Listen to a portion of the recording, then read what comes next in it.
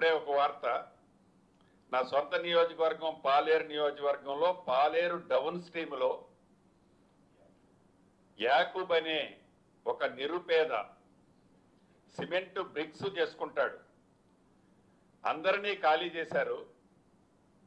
ఆ యాకూబు తన భార్య, తన కొడుకు, తనొక్కడు చాలా ఎత్తు ప్రదేశంలో ఉన్నాడు. ఇందాక నేను చెప్పినట్టు కనీవిని ఎరగని ఫ్లడ్ వచ్చింది, 1,60,000 అన్నాను. దీంతో అతను ఆ పూరింటిలో నివసిస్తూ ఫ్లడ్ వచ్చేసరికి పైకి ఎక్కాడు.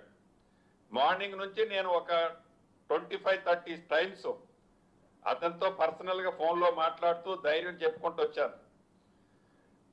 అటు 3 ప్లేసెస్లో ఏదైతే నేవీ వాళ్ళకి సంబంధించిన హెలికాప్టర్లు ట్రై చేశాం, ఇక్కడ డిఫెన్స్కి సంబంధించిన హెలికాప్టర్ ట్రై చేశాం, అదే రకంగా హకీంపేట ఎయిర్ ఫోర్స్కి సంబంధించిన హెలికాప్టర్లు ట్రై చేశాం.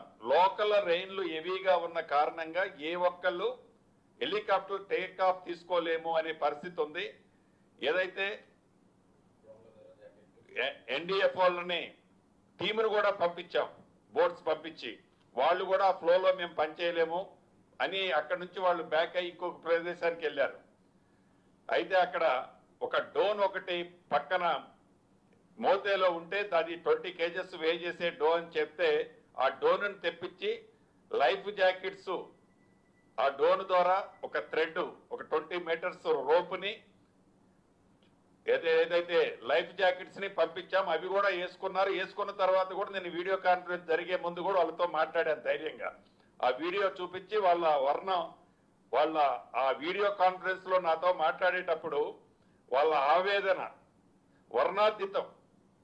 అంటే చనిపోబోతున్నాను అనేది ఆ తల్లి నాతో మాట్లాడి ఆ ఘోష ఎప్పుడు నాకు కనిపిస్తుంది. ఇప్పుడే ఆ గోడ కూలిపోయిందట 2 minutes ముందు. చాలా